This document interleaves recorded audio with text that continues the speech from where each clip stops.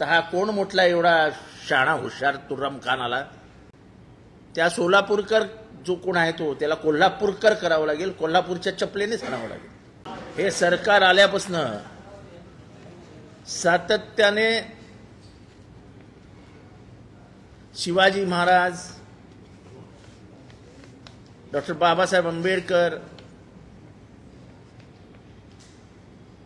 यांच्यावरती शाब्दिक प्रहार करण्याचे प्रकार मोठ्या प्रमाणात सुरू झालेत.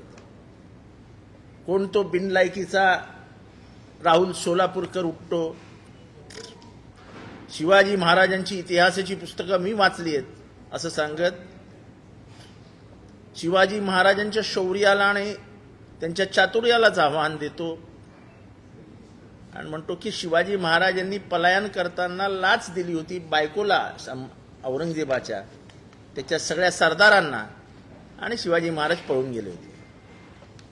आता पुण्यातनं कसं पळवायचं हे आता जनता ठरवेल. खूप पोलीस प्रोटेक्शन घेऊन फिरतोय. पोलीस प्रोटेक्शन आज ना उद्या कमी होईल आणि नंतर त्याला समजेल की ह्याच्यात काय होतं. परवा त्यांनी बाबासाहेब आंबेडकरांबद्दल पण असंच काहीतरी बोलला. त्याच्यातला वर्णवर्चस्ववादाचा प्रमुख बिंदू बाहेर आला, तो म्हणजे जो माणूस शिकलेला आहे, जो माणूस कर्तृत्ववान आहे, त्याचं म्हणणं वेदांनी लिहिलंय की तो ब्राह्मणच असतो. तुम्ही इथे बसलेले जेवढे आहात बहुजन, तुम्ही सगळे शिकलेले आहात, हुशार आहात, ज्ञानी आहात, व्यासंगी आहात, हे सगळे गुण तुमच्यात आहेत, म्हणजे तुम्ही ब्राह्मण आहात. हे मी नाही म्हणत आहे, हा तो राहुल म्हणतोय. त्या सोलापूरकर जो कोण आहे तो त्याला कोल्हापूरकर करावं लागेल, कोल्हापूरच्या चपलेनेच आणावं लागेल. त्याच्याशिवाय अशी माणसं सुधरत नाहीत. आणि त्याला वाटत असेल की त्याच्या छान सुंदर मराठीमध्ये दिलगिरी व्यक्त करतो, त्याच्या दिलगिरीची आम्हाला गरज नाही. त्यांनी महाराष्ट्राची माफी मागावी, देशाची माफी मागावी. इथे कोणी एखादा अभंग टाकलं तर त्याला केस केली आहे पंढरपुरात. पंढरपुरामध्ये एक केस झाली आहे, तुकाराम महाराजांचा अभंग त्यांनी रेफरन्स म्हणून टाकला आणि त्या शब्दामध्ये काही चुकीचे शब्द आहेत असं दाखवून पोलिसांनी त्या पोराला पंढरपूरच्या जेलमध्ये टाकून दिला.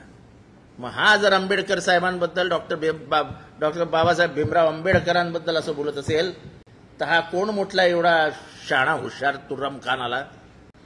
आणि हे सरकार आल्यावरच या सनातनी मनुवाद्यांची माथी कशी काय फिरतात? ह्यांना एवढी ताकद कुठनं येते की पार शिवाजी महाराज आणि आंबेडकर साहेबांबद्दलच बोलायला मोकळे होऊन जातात. आणि जराही चेहऱ्यावरती त्याच्या लाज नाही, क्षमा नाही, क्षमाशीलता नाही की माझ्या हातनं चूक झाली असं नाही. तो हे सांगतो शिवाजी महाराजांचं सांगताना मी वाचलंय. ह्याच्या कानाखाली जोपर्यंत जाळ निघत नाही ना तोपर्यंत जो डोकं ठिकाणावर येणार नाही. आणि आज ना उद्या हे होणार. आज ना उद्या पोलीस किती दिवस त्याला 100 पोलिसांच्या गाड्यात ठेवणार आहेत? आज ना उद्या त्याच्या कानाखाली जाळ निघणार. त्यांनी गप गुमान दिलगिरी व्यक्त करावी, माफी मागावी महाराष्ट्राची आणि प्रकरण शांत करावं. उगाच ते शाब्दिक चोरी करून आपण खूप हुशार आहोत असं दाखवून माफी न मागता इतर शब्द वापरावेत एवढं काय आम्हाला हे पडलेली नाही. त्यांनी गप हे सगळं करावं.